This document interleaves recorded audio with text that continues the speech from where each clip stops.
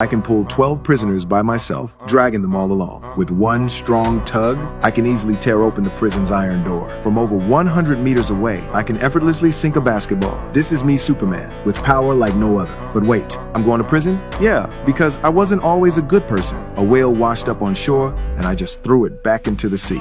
But in the process, I flipped a sailboat. There was this kid bullying everyone, so I tossed her into the sky 1,000 meters high, let her experience a roller coaster ride, and she cried her way home to her mom. I caught a bunch of criminals and stuck them on top of a building. I never think about the consequences. So the police wanted to arrest me, and the courts were after me. But unfortunately, no one can catch me. Now, I want to change my image, so I asked a PR friend for help. The PR came up with an idea. I should apologize to the public. I was super pissed about it, but I went along with the PR plan. Soon enough, I was sent to prison. Inside the prison, 80% of the inmates were people I had caught. They all wanted to kill me. I told them, don't mess with me, but no one listened. So I punished a couple of troublemakers. The crowd was stunned. 2 days later, the PR came to visit, telling me I'd been sentenced to 8 years. I was furious and tore the iron door apart, ready to walk out. The PR guy freaked out, called me a coward. He said if I was really a hero, I should learn patience, and society would eventually need me. I was convinced by him.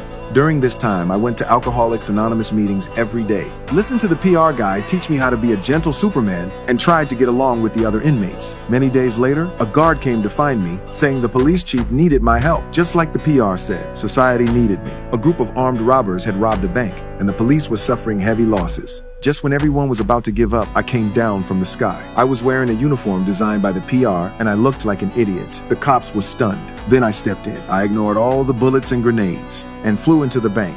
The robbers didn't even see what happened, and one by one, I threw them out. Finally, only the leader was left holding a bomb, threatening to blow up all the hostages. A few minutes later, I walked out, holding his hand, with the bomb still in his grip. All the hostages were saved. The crowd suddenly started clapping. After all these years of being hated, I received their approval. I was a little moved. That night, I had a celebration dinner with the PR guy. I told him my story. 80 years ago, I woke up in a hospital, and the doctor told me my skull had been shattered, leaving me with no memory.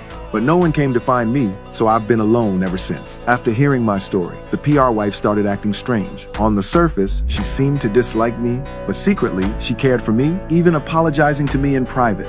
This made me suspicious. Late at night, I waited until the PR was drunk, and I secretly flirted with his wife. But I pissed her off. She threw me out immediately, then flew out and threatened me not to say a word. I was terrified. Turns out, she's also a superhero. The next day I went back to see her. I had to get to the bottom of the truth.